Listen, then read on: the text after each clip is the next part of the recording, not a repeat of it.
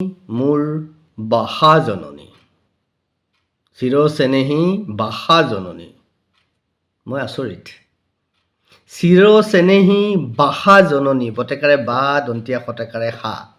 চিৰচেনেহী বাহা জননী বুলি কৈ ইমান আস্ফালন যে আমাক অসম সাহিত্য সভাই কিয় নামাতিলে? অসম সাহিত্য সভাই তেওঁলোকক অৱমাননা কৰিলে। মই সৰুৰে পৰা যেতিয়া সাহিত্য সভাৰ কথা ভাবিছিলোঁ তেতিয়া সদায় এটা কথাই মনত আছিলে, চিৰচেনেহী মোৰ ভাষা জননী। কিন্তু ভাষা জননীৰ ঠাইত বাহা জননী কেনেকৈ হ'ল? এয়া অসমীয়াৰ নতুন জাতীয় চেতনা নেকি?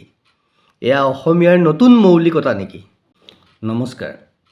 আজি মই অসমৰ সেইসকল ব্যক্তিক, প্ৰত্যেকজনকে, নিজকো তাৰ মাজতে জাতীয় সত্তাৰ দ্বাৰা, জাতীয় চেতনাৰ দ্বাৰা, জাতীয় বোধৰ দ্বাৰা পৰিচালিত, লালিত পালিত বা জাতীয় বোধকে শেষ সিদ্ধান্ত বুলি ভবা। অফক'ৰ্ছ হয়, নহয় সেইটোতো হয়েই। মোৰ জাতিটোৰ কাৰণে মোৰ জাতীয় সত্তা, জাতীয় চেতনা চূড়ান্ত আৰু শেষ কথা, তাতকৈ বেলেগ কথা নাই। কিন্তু মোৰ প্ৰশ্নটো হ'ল, আমি জাতিটোৰ মৌলিকতা ৰাখিবলৈ অসমীয়াৰ স্বাভিমান, গৰিমা, মান, মৰ্যাদা আৰু যিটো স্বকীয়তা, মৌলিকতা জীয়াই ৰাখিবলৈ আমি কৰিবলগীয়াখিনি কৰিব পাৰিছোঁনে?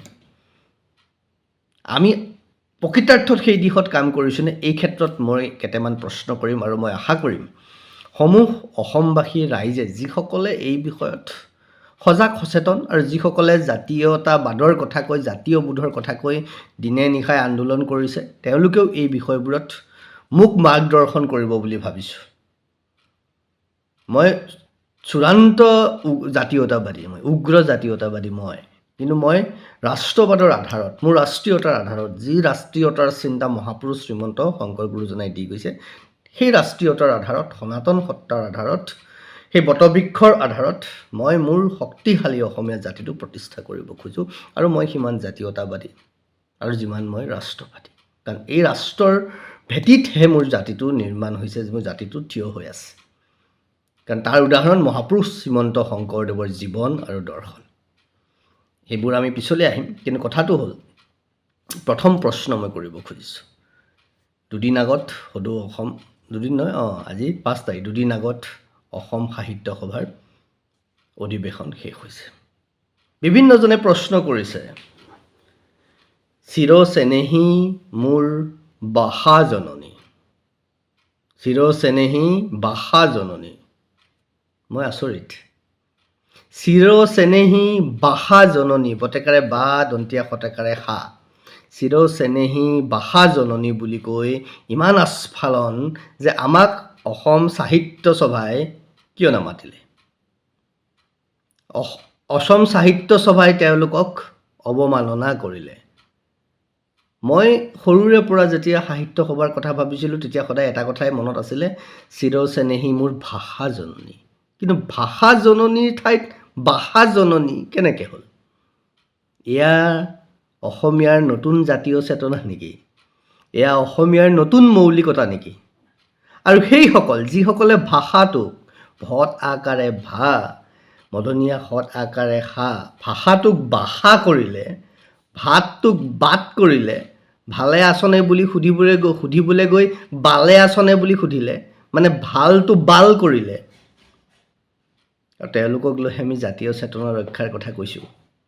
তেওঁলোকক লৈ পেলাই আমি বৃহত্তৰ অসমীয়া, য'ত অসমীয়া হ'ল অসমীয়া হ'ল, অসমীয়া হ'ল অসমীয়া জাতি গৈ পেলাই, তেওঁলোকক লৈ আমি অসমীয়া জাতি ৰক্ষাৰ কথা কৈছোঁ। কেনেকৈ? যদি আমি অসমীয়া ভাষাটোৰ ঠাইত অসমীয়া ভাষা যদি আমাৰ অসমীয়া জাতিৰ নতুন জাতীয় পৰিচয় হয়, যদি নতুন মৌলিকতা হয়, তেতিয়াহ'লে মোৰ ক'ব লগা একো নাই। যদি সকলোৰে ক'বলগীয়া আছে, তেতিয়াহ'লে কিয় আমি মাত মাতিব পৰা নাই? কিয় আমি ক'ব পৰা নাই? কিয় আমি এই দিশত আন্দোলন কৰিব পৰা নাই? অন্য বিভিন্ন ক্ষেত্ৰত আন্দোলন কৰিছোঁ, জাতীয়তাবাদৰ খাতিৰত, জাতিৰ ৰক্ষাৰ খাতিৰত, জাতিৰ মান, অভিমান, স্বাভিমান, মৰ্যাদা ৰক্ষাৰ খাতিৰত, স্বকীয়তা, নিজস্বতা ৰক্ষাৰ খাতিৰত। কিন্তু অসমীয়া ভাষা হৈ গ'ল, অসমীয়া ভাষাৰ পৰা অসমীয়া ভাষা হৈ গ'ল, আমি ৰাখিব পৰা নাই। আটাইতকৈ দুৰ্ভাগ্যৰ কথা কি জানে? 2011 চনৰ লোকপিয়ল মতে অসমত অসমীয়া ভাষা কোৱা লোকৰ সংখ্যা 47% মাত্ৰ। বাকী যিসকলে অসমীয়া ভাষা কয় তেওঁলোকে আজিৰ তাৰিখত নিজৰ মাতৃভাষা চিলেটি বুলি কয়। চিলেটৰ পৰা বাংলাদেশীয় মূলৰ 2011 চনৰ লোকপিয়ল চাব, তাত এনালাইচিছবোৰ পঢ়িব। অসমীয়া ভাষা মানে তেওঁলোকৰ মতে অসমীয়া ভাষা নহয়, তেওঁলোকৰ মাতৃভাষা চিলেটি। 28% লোকৰ মাতৃভাষা চিলেটি। পঢ়ি চাব। এই বিষয়ত আপোনালোকে আন্দোলন কেতিয়া কৰিব? এই বিষয়ত জাতীয়তাবোধৰ কথা কোৱা, জাতীয় চেতনাৰ কথা কোৱা, জাতীয় মৌলিকতাৰ কথা কোৱা সেইসকলে মাত কেতিয়া মাতিব? 1। 2 নম্বৰ, অসমীয়া সংস্কৃতিৰ কথা কোৱাৰ লগে লগে দ্বিতীয় বিষয়টো আমাৰ মাজলৈ আহে যে মহাপুৰুষ শ্ৰীমন্ত শংকৰ গুৰুজনাই দি যোৱা আমাৰ স্বকীয় সংস্কৃতি সভ্যতা, য'ত বিভিন্ন উপাদানৰ ভিতৰত মূল উপাদান ভাওনা, তাৰোপৰি অন্যান্য বিভিন্ন উপাদান আছে। লোকগীত, লোক সংস্কৃতি, লোকনৃত্য এইবোৰ আমাৰ মাজত আছে। এইবোৰে অসমীয়া স্বকীয়তা। জাতি জনগোষ্ঠীয় বিভিন্ন নৃত্য, গীত মাত, পৰম্পৰাই আমাৰ অসমীয়া জাতিটো সাংস্কৃতিকভাৱে শক্তিশালী কৰিছে। এতিয়া অসমীয়া ভাওনা ক'ত হয়? নামঘৰৰ ভিতৰত। নামঘৰত ভাওনাৰ মঞ্চত মদ খাই মাতলামি, মঞ্চত বহি ভাৱৰীয়াই মদৰ বটলৰ পৰা মদ গিলাচত বাকি লয়, ভাওনাৰ মঞ্চত অৰিয়া অৰি চুলিয়া চুলি, বিভিন্ন ভক্তি সংগীতৰ নামত, প্ৰতিযোগিতাৰ নামত বিচাৰকসকলে মঞ্চত কি ধৰণে লণ্ডভণ্ড কৰিছে সেইবোৰ আপোনালোকে দেখি আছে। স্বয়ং অসম সাহিত্য সভাৰ এগৰাকী লোকশিল্পী প্ৰণীতা বৈশ্য মেধিক মাতি নি পেলাই কি ধৰণে তিৰস্কাৰ কৰিলে শিল্পীগৰাকীয়ে নিজেই কৈছে। এইবোৰত জাতীয় চেতনাৰ দ্বাৰা উদ্বুদ্ধ জাতীয় সত্তা আৰু জাতীয়তাবাদৰ কথা কোৱা সেইসকল লোকৰ বুকু নিবিষায় নেকি? আৰু এইবোৰ কথাই আমাৰ জাতিটোৰ জাতীয় মৌলিকতা, জাতীয় সত্তা মলিয়ন কৰা নাই নেকি, নষ্ট কৰা নাই নেকি? মই জানিব খুজিছোঁ। এইবোৰ বিষয়ক লৈ আপোনালোকে মাত নামাতে, আন্দোলন নকৰে কিয়? অসমীয়া সমাজখনত বুৰ্খা পিন্ধাটো অসমীয়া সংস্কৃতি নেকি? যদি হয় মোৰ ক'বলগীয়া একো নাই, কাৰণ অসমীয়া ভাষা যেতিয়া হ'ব পাৰে, তাক যেতিয়া আপোনালোকে জাতিৰ মৌলিকতা বুলি গ্ৰহণ কৰিব পাৰে, তেতিয়াহ'লে উৰণিখনৰ ঠাইত বুৰ্খাকো আপোনালোকে গ্ৰহণ কৰিব পাৰে। মাজুলীৰ সত্ৰ নগৰী মাজুলীত আপোনালোকে কেৰলৰ শব্দকো গ্ৰহণ কৰিব পাৰে, কাৰণ আপোনালোকে মাত নামাতে নহয়। আপোনালোকে মাত নামাতে। বিদেশী ভাষা আহি পেলাই ইয়াত পালেহি। আৰবী ভাষাৰ লগত আমাৰ কোনো সম্পৰ্ক নাই। আৰবী ভাষা নিতৌ প্ৰচাৰ প্ৰসাৰ হৈছে, য'তেই মাদ্ৰাছা মছজিদ হৈছে তাতেই আৰবী ভাষা হৈছে। তাক লৈ আপোনালোকৰ সমস্যা নাই। মই ধৰ্মৰ কথা ক'লে আপোনালোকৰ সমস্যা হয়, কিন্তু তেওঁলোকে ধৰ্মৰ কথা ক'লে আপোনালোকৰ সমস্যা নহয়। বৰঞ্চ তেওঁলোকৰ ধৰ্মটো আপোনালোকৰ কাৰণে অসমীয়া জাতিৰ মৌলিকতাৰ ভিতৰত পৰে। মোৰ ক'ব লগা একো নাই। অসমীয়া ভাষাৰ ৰক্ষাৰ কথা কয়, ধ্ৰুপদী ভাষাৰ মৰ্যাদা পালে অসমীয়াই খুব ভাল পালে আপোনালোকে, কিন্তু সেই অসমীয়া ভাষাটোকে খ্ৰীষ্টিয়ান মিছনেৰী স্কুলৰ 99% স্কুলত, খ্ৰীষ্টিয়ান মিছনেৰীৰ পৰিচালিত স্কুলত অসমীয়া ভাষা ক'ব নিদিয়ে। অসমীয়া ভাষা ক'লে মুখত থপৰিয়াই দিয়া হয়, অসমীয়া ভাষা ক'লে বাহিৰত উলিয়াই থোৱা হয়। তাৰপিছতো আপোনালোকৰ মনলৈ প্ৰশ্ন নাহে। এনেকৈ জাতিৰ মৌলিকতা নষ্ট হোৱা নাই নেকি? মানে মই জানিব খুজিছোঁ। মই নাজানো, মোক মাৰ্গদৰ্শন কৰিব, মোক ৰাস্তা দেখুৱাব, মোক বাট দেখুৱাব। মোক ভুল হ'ব পাৰে, কাৰণ আপোনালোক জাতীয় সত্তাৰ দ্বাৰা পৰিচালিত, জাতীয় সত্তাৰ উদ্বুদ্ধ, আপোনালোক জাতীয়তাবাদী, আপোনালোক জাতিৰ কাৰণে আন্দোলন কৰা আন্দোলনকাৰী। গতিকে আপোনালোকে মোক মাৰ্গদৰ্শন কৰিব বুলি মই ভাবিছোঁ। 2 নম্বৰ।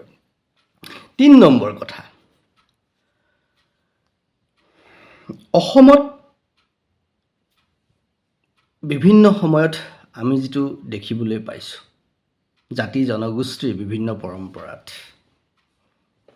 সেই জাতি জনগোষ্ঠীৰ বিভিন্ন পৰম্পৰাত যিটো সত্তা, সনাতন সত্তা, সেই সনাতন সত্তাই অসমীয়া জাতীয় মান, গৰিমা, মহিমা এইবোৰ নোহোৱা কৰিছে বুলি আপোনালোকে কয়।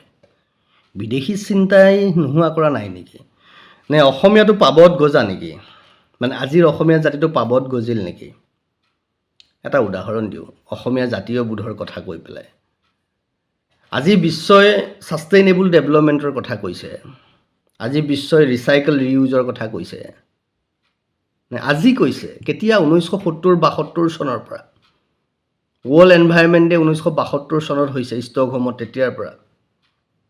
কিন্তু এই অসমীয়া জাতিটোৱে যি আজি আনৰ বাহুত বা আনৰ বুকুত বা আনৰ কান্ধত বন্দুক থৈ পেলাই ফুটাব লগা হৈছে, আনে অসমীয়া ভাষা ৰক্ষা কৰে, আনৰ মৌলিকতা কথা কৈছে আপোনালোকে, আনৰ কৰিব। কিন্তু ভাৰতীয় চিন্তা, ভাৰতীয় সভ্যতা সংস্কৃতিয়ে যেন আপোনালোকক নষ্ট কৰিছে, তেনেকুৱা অনুভৱ কৰে। এই অসমীয়া জাতিটোৱে পেলনীয়া কলা বাকলিৰ পৰা বা পেলাই দিয়া কল এজোপাৰ পৰা যে কলা খাৰ বনাই খাবও পাৰি, 1970 চনৰ 72 চনৰ পৰা কৰিছে নেকি? কেতিয়াৰ পৰা কৰিছে? আজিৰ পৰা শ বছৰ আগৰ পৰা কৰি থকা নাই জানো আমি? মহাপুৰুষ শ্ৰীমন্ত শংকৰ গুৰুজনাই যি ছাষ্টেইনেবল ডেভেলপমেণ্টৰ কনচেপ্ট আমাক দি থৈ গ'ল, সেইবোৰ আমি কিয় আলোচনা কৰিব পৰা নাই? আমি নিজস্ব চিন্তাটো, আৰু সেই শংকৰ গুৰুজনাই অপেন স্কুলিঙৰ চিন্তা আমাক দি থৈ গ'ল। সত্ৰ নামঘৰ পাতিলে অপেন স্কুলিং ছিষ্টেম, আজি যিবোৰ যিকোনো বয়সৰ মানুহে যিকোনো সময়ত গৈ পঢ়িব পৰা অপেন স্কুলিং ছিষ্টেম, আমি সেইবোৰ উলিয়াই দিব পৰা নাই। কিন্তু আমি বাকী বাহিৰৰ কথাবোৰ লৈছোঁ।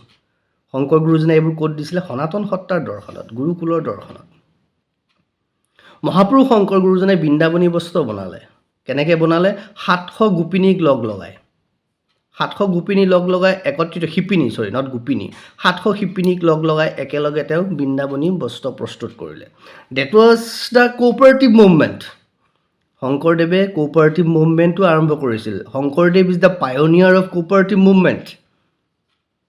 আজি আমি বেলেগ কাৰোবাক পায়নিয়াৰ বুলি ক'ব খুজিছোঁ, কওক, কোনো কথা নাই। মোশ্যন পিকচাৰ্ছ, চিহ্ন যাত্ৰা, ছবি আঁকি আঁকি বুজাইছিল শংকৰ গুৰুজনাই, মহাপুৰুষ শ্ৰীমন্ত শংকৰ গুৰুজনাই। তেতিয়া যদি কেমেৰা থাকিলহেঁতেন, সেয়াই মোশ্যন পিকচাৰ হ'লহেঁতেন। আজি আমি যাক মোশ্যন পিকচাৰ বুলি কৈছোঁ। প্ৰথম নাটক কৰিলে, ভাওনা কৰিলে, চিনেমা বনালে শংকৰদেৱে, পায়নিয়াৰ অফ মোশ্যন পিকচাৰ্ছ। সেইবোৰ আমি আলোচনা নকৰোঁ। কিন্তু সেই বিদেশীবোৰে যি কৰিছে, সেই বিদেশীয়ে কৰাবোৰ আমি গ্ৰহণ কৰিছোঁ। কিন্তু যিটো মৌলিকতা, আৰু সেই গোটেইবোৰ ক'ৰ আধাৰত কৰিলে? বৃন্দাবনী বস্ত্ৰ কওক, চিহ্ন যাত্ৰা কওক, ক'ৰ আধাৰত কৰিলে? সনাতন হিন্দু সত্তাৰ আধাৰত, সনাতন হিন্দু দৰ্শনৰ আধাৰত। কিন্তু আজি জাতীয় চেতনাৰ দ্বাৰা, জাতীয় বোধৰ দ্বাৰা উদ্বুদ্ধ অসমীয়াই সকলোবোৰ এৰি বাকীবোৰৰ মাজত সোমাই সনাতন সত্তাকেই বিৰোধ কৰিছে। এনেকৈ অসমীয়া জাতিৰ মৌলিকতা থাকিব নেকি? মই একদম মূৰ্খ, মই নাজানো। সেইকাৰণে আপোনালোকৰ পৰা জানিব খুজিছোঁ। কলাখাৰ, পেলনীয়া কল বাকলিৰ পৰা কলখাৰ খোৱাটো অসমীয়াৰ স্বাভিমান, অসমীয়াৰ স্বকীয়তা, সনাতন দৰ্শনৰ চিন্তা, ছাষ্টেইনেবল ডেভেলপমেণ্টৰ কথা। একবৃক্ষ 100 পুত্ৰ সম, শংকৰ গুৰুজনাৰ দৰ্শন।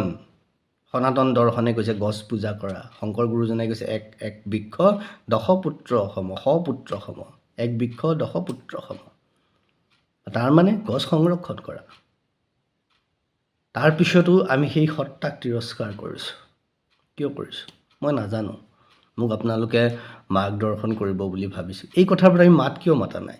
অসমীয়া ছোৱালী বোৱাৰীয়ে, শেষৰ কথাটো, অসমীয়া ছোৱালী বোৱাৰীয়ে নিতৌ নাঙঠ হৈছে, অৰ্ধনগ্নটো বা আজি আমি কাৰোবাৰ নাঙঠ, কোনোবা নাঙঠ হৈ আহিছে, কি বুজাই নাই, আমি নুবুজাকৈ চিঞৰ বাখৰ কৰিছোঁ। কিন্তু আমাৰ ছোৱালী বোৱাৰীয়ে, অসমীয়া ছোৱালী বোৱাৰীয়ে নিতৌ নাঙঠ হৈছে ছ'চিয়েল মিডিয়াত, সামাজিক মাধ্যমত, বিভিন্ন ঠাইত। আমি কিয় সেইটোলৈ বিৰোধ কৰা নাই?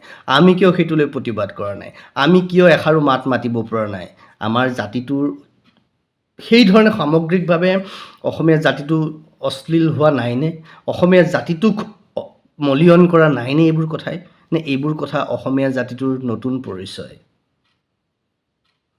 ছ'চিয়েল মিডিয়াত ৰীল বনাই নগ্ন হোৱাটো অসমীয়া জাতিৰ নতুন পৰিচয় নেকি? সেই কথাটোত অসমীয়া জাতীয়তাবোধত আঘাত নাহানে নেকি? কথাবোৰে জাতীয়তাবাদীসকলে, জাতীয় চিন্তা উদ্বুদ্ধসকলে এই কথাবোৰ চিন্তা কৰিব নালাগে নেকি? তাৰমানে বিভিন্নজনে অসমীয়া নাম লৈছে। সিদিনা আমি এটাক ধৰিছোঁ, তাত মুকুট হাজৰিকা, মুস্তাক আহমেদ, মুকুট হাজৰিকা নাম লৈছে। কৰাপশ্যনৰ পিছত কৰাপশ্যন কৰিছে। কেনেকৈ ল'ব পাৰে অসমীয়া নাম?